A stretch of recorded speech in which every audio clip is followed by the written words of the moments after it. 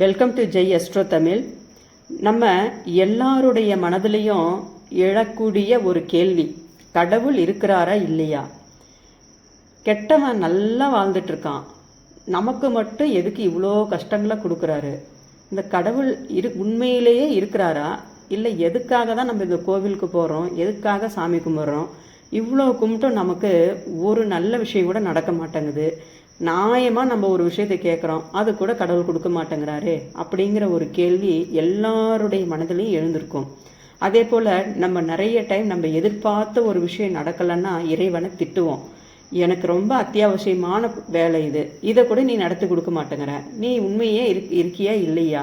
நான் தான் கடவுள் இருக்காருன்னு நம்பிட்டு உங்ககிட்ட வேண்டிகிட்டு இருக்கேன்னா ஏன் இப்படி நடக்குது அப்படிங்கிற கேள்வி எல்லாருடைய மனதிலையும் ஒரு தடவையாவது எழுந்திருக்கும். இதுக்கெல்லாம் பதில் சொல்கிற ஒரு விதமாக தான் இந்த கதை இருக்குது.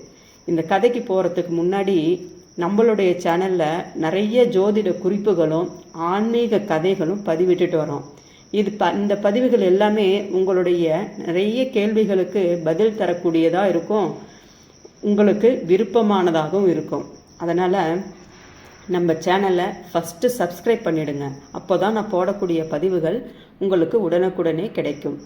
அடுத்து இந்த கதை கேட்டு முடிச்சுட்டு ரொம்ப நல்லா இருக்குன்னு நீங்கள் ஃபீல் பண்ணிங்கன்னா உங்களுடைய ஃப்ரெண்ட்ஸ்க்கும் உறவுகளுக்கும் ஷேர் பண்ணுங்கள்.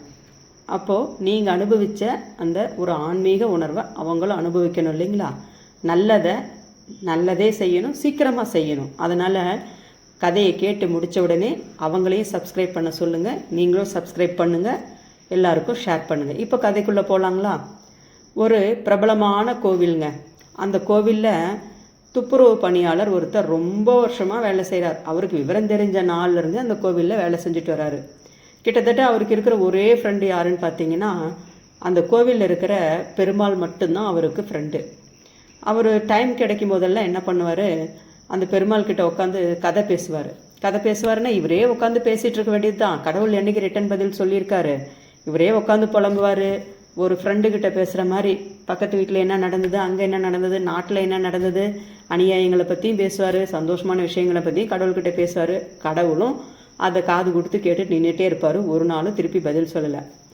ஒரு நாள் இந்த துப்புரவு பணியாளர் கடவுள்கிட்ட, ஏப்பா காலையிலேருந்து நைட்டு வரைக்கும் நின்றுட்டே இருக்கேன், நான் எத்தனை வருஷமாக உன் கோயிலில் வேலை செய்கிறேன், இத்தனை வருஷமாக உன்னை பார்த்துக்கிட்டே இருக்கேன், உனக்கெல்லாம் காலே வலிக்காதா?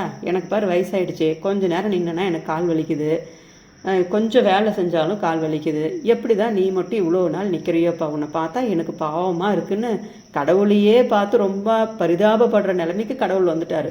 அந்த அளவுக்கு இவர் ரொம்ப பாவமாக அப்பாவித்தனமாக பேசுகிறாரு கடவுள்கிட்ட. அப்போது அந்த பெருமாள் என்ன பண்ணுறாரு, இவருடைய பேச்சுக்கு இணங்கி அன்னைக்கு தான் பதில் சொல்கிறாரு. நீ சொல்கிறது சரிதான், நீயும் இத்தனை வருஷமாக என்னை பார்க்குற, நானும் நின்றுட்டே இருக்கேன், எனக்கும் கால் வலி எல்லா வலியும் இருக்குதான், என்ன பண்ணுறது, எனக்கும் ரெஸ்ட் எடுக்க முடியல.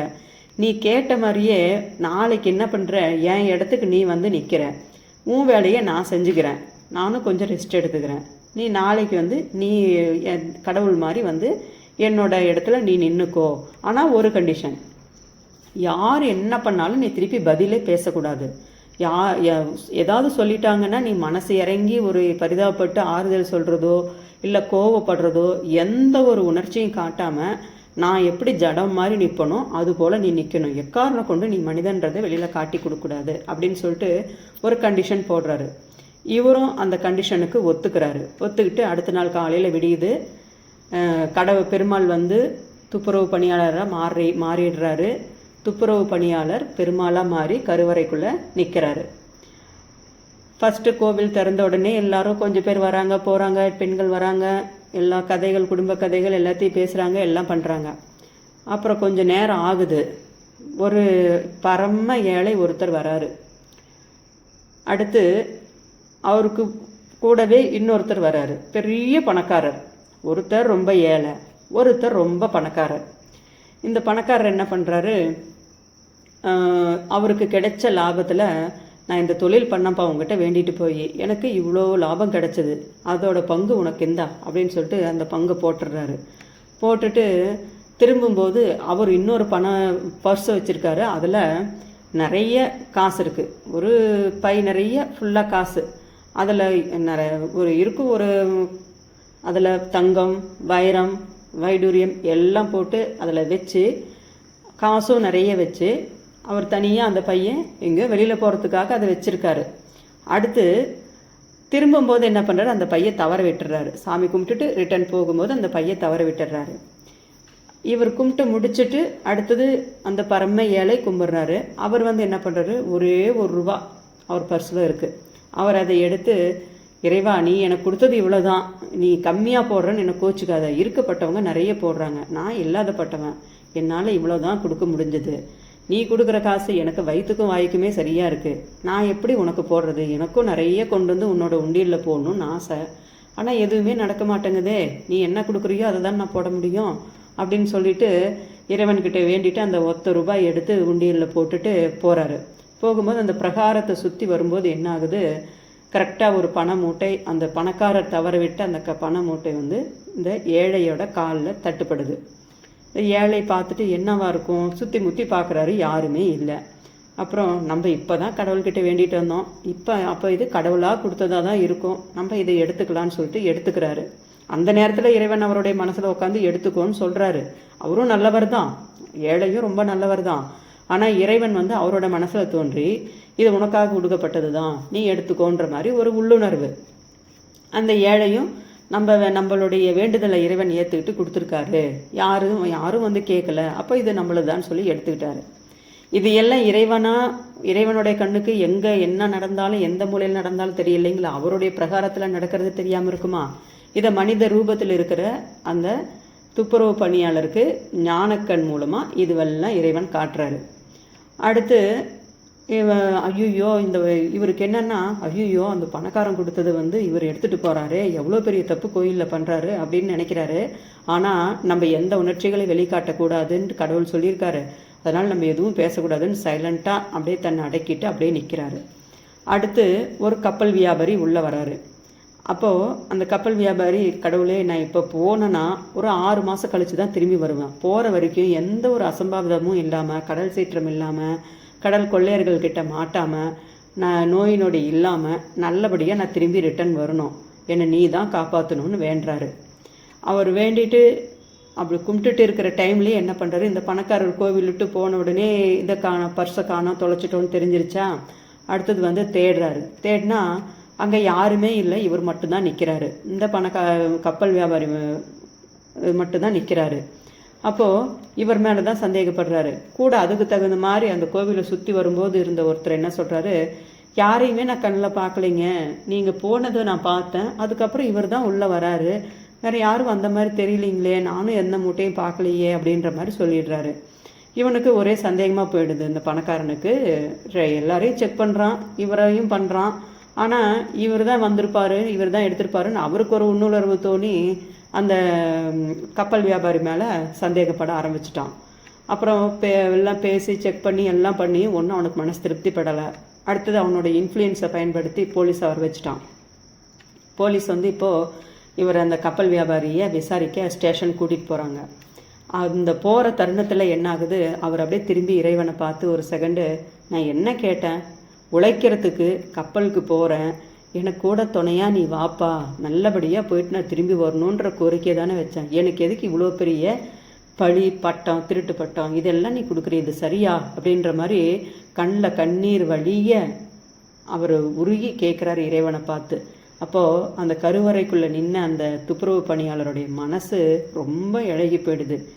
என்னடா இது, கண்ணு முன்னாடி இவ்வளோ பெரிய அநியாயம் நடக்குது, பணம் எடுத்துகிட்டு போனது ஒருத்தன், தப்பே பண்ணாத ஒருத்தன், அதுவும் உழைக்கணும்னு சொல்லி தன் உயிரை காப்பாற்றிக்கணும், நல்லபடியாக போயிட்டு வரணும்னு வேண்டுறதுக்கு வந்தவனே இப்படி ஒரு பழிபாவம் சொல்லி கூட்டிகிட்டு போகிறாங்களே, நம்ம கடவுளாக இருந்து என்ன பிரயோஜனம்ன்ட்டு டக்குன்னு ஒரு செகண்டு அந்த மனித ரூபத்துக்கு மாறி ஐயா இவர் எடுக்கலை இந்த காசை, வேற ஒரு ஏழை ஒருத்தர் வந்தார், அவர் தான் எடுத்துகிட்டு போனார், நான் பார்த்தேன், இவர் அந்த காசை எடுக்கலை, இவர் ரொம்ப நல்லவருன்னு சொல்லிடுறாங்க. உடனே அவங்களும் இவரை மன்னிச்சு விட்டுடுறாங்க. அடுத்து அந்த ஏழையை தேடுறதுக்கு அவங்களுடைய ப்ராசஸ் அது போயிடுச்சு. அன்னைக்கு அதுக்கப்புறம் நிறைய பேர் வராங்க போகிறாங்க, எல்லாம் நடக்குது. கரெக்டாக நைட்டு 10 மணி ஆகுது. இவங்களுடைய டீலிங் முடிஞ்சு அந்த பெருமாளும் இவரும் சந்திக்கிறாங்க, இறைவனும் அந்த துப்புரவு பணியாளரும் சந்திக்கிறாங்க. அன்னைக்கு நடந்த விஷயங்களை எல்லாம் பேசிக்கிறாங்க. பேசும்போது அவர் இவர் இன்னைக்கு ஒரு கோவிலில், நம்ம கோவிலில் ஒரு பெரிய விஷயம் நடந்துச்சுப்பா. நான் அதை வந்து நல்லபடியாக நான் முடிச்சு கொடுத்தேன். என் கண்ணு முன்னாடி நடக்க இருந்த அநியாயத்தை நான் நல்லபடியாக முடிச்சு கொடுத்துட்டேன் அப்படின்னு சொல்கிற மாதிரி சொல்லிட்டு இறைவன் இவரை பாராட்டுவாருங்கிற ஒரு துணியில் இவர் சொல்கிறாரு. ஆனால் இவர் வந்து கேட்குறாரு, என்ன நடந்ததுன்னு கேட்குறாரு. எல்லாம் தெரியும், இருந்தாலும் அவர் வாயிலேருந்து வரணும் இல்லைங்களா? அதனால் என்ன நடந்ததுன்னு கேட்குறாரு. நம்ம கோவிலில் சாமி கும்பிட வந்த ஒரு ஏழை வந்து ஒரு பணக்காரன் விட்டுட்டு போன அந்த பையை வந்து எடுத்துட்டான். அதுக்கு வந்து பணமே திருடாத ஒரு கப்பல் வியாபாரிக்கு அவனுக்கு ஒரு பட்டம் கட்டினாங்க, திருட்டு பட்டம். நல்ல வேலை நான் காப்பாற்றி விட்டுட்டேன் அப்படிங்கிறாரு. இறைவனுக்கு கோபம் வந்துருச்சு. உனக்கு நான் சொன்ன வேலை என்ன? சைலண்ட்டாக நீ நிற்கணுன்றது தானே சொன்னேன், எந்த உணர்ச்சிகளும் வெளிக்காட்டக்கூடாதுல்ல, நீ எதுக்கு இந்த வேலையை பண்ணன்ற மாதிரி அவர் மேலே கோச்சிக்கிட்டு அப்புறம் அந்த நிகழ்ச்சிக்கு உண்டான ஒரு விளக்கத்தை சொல்கிறாரு. அந்த பணக்காரன் சம்பாதிச்ச காசு நியாயமான வழியில் வந்த காசு இல்லை.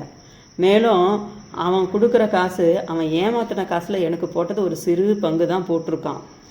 அதனால் இந்த ஏழை ரொம்ப நல்லவன். அவனுக்கு உண்மையாக எல்லாருக்கும் உதவி செய்யணுங்கிற எண்ணம் இருக்குது. அவன்கிட்ட காசு பணம் இருந்தாலும் அவன் 4 பேருக்கு நல்லது தான் செய்வான். அதனால் அவன் முன்னேறட்டும் அப்படிங்கிறதுக்காக இவன் வந்து அநியாயமாக சம்பாதிச்ச அந்த காசு பணத்தை தான் வந்து இந்த ஏழைக்கு கிடைக்கிற மாதிரி நான் செஞ்சேன். அதே போல் இந்த கப்பல் வியாபாரி இருக்காருல்ல, அவர் வந்து இப்போ கப்பலுக்கு போனார்னா இன்னும் 1 வாரத்தில் கடலில் சீற்றம் வரும். அந்த சீற்றத்தில் மாட்டி இவர் இறக்கிறதுக்கு உண்டான வாய்ப்புகள் இருக்குது. அதனால் அவர் அந்த வேலைக்கு போக விடாமல் தடுக்கிறதுக்காக தான் நான் வந்து அவருக்கு அந்த பழி பட்டம் வந்து அவருக்கு வர்ற மாதிரி பண்ணேன். இப்போ ஸ்டேஷனில் போய் ஒரு நாள் 2 நாள் அவர் இந்த ப்ராசஸில் இருந்தார்னா அவர் அங்கே பயணம் பண்ணுறது தடுபட்டு போயிடும். அவருக்கு அந்த உயிர் கண்டமும் தப்பிச்சு போயிடும். அதனால் இது வந்து இறைவனுடைய கணக்கு அப்படிங்கிறது சொல்கிறாரு. அதுக்கப்புறம் தான் அந்த துப்புரவு பணியாளருக்கு புரியுது இறைவனுடைய கணக்கு எவ்வளோ ஒரு வித்தியாசமானது, எவ்வளோ அர்த்தம் உள்ளது, இது மனிதர்களாகிய நமக்கு புரியாதுங்கிறது. இது போல தாங்க நமக்கும் வாழ்க்கையில் நிறைய சந்தர்ப்பங்களில் நம்ம இப்படி நொந்துப்போம். ஆனால் அதோட கணக்கு இறைவனுக்கு மட்டுமே தெரியும். அதனால் எது நடந்தாலும் நன்மைக்கே, இறைவன் நல்லதுக்கே செய்வார். இதனுடைய தீர்வு நாம் வணங்குகின்ற கடவுளை தவிர வேற யாருக்கும் தெரியாதுங்கிற ஒரு நம்பிக்கை மட்டும் நம்ம மனசில் இருந்தால் போருங்க. எல்லாம் நன்மைக்கே அப்படிங்கிறத நீங்கள் மனசில் பதிய வைங்க. உங்களுக்கு தெளிவு பிறக்கும். இறைவனுடைய அருளும் உங்களுக்கு கிடைக்கும். நன்றி.